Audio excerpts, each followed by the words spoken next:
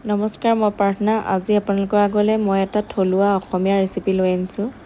নৰসিংহ পাতৰ লগত মাছৰ জোল। প্ৰথমে মই নৰসিংহ পাতখিনি মিক্সাৰ জাৰ এটাত পেষ্ট বনাই লৈছোঁ। তাৰ পৰা আলু বইল কৰি লৈছোঁ।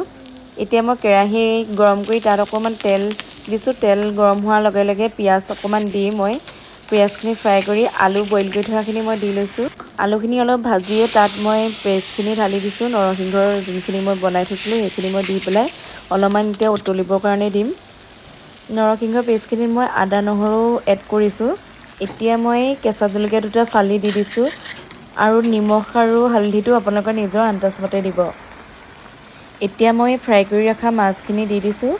মাছখিনি অকণমান ভাজি লোৱাৰ পিছতেই মই গৰম পানী এড কৰিছোঁ।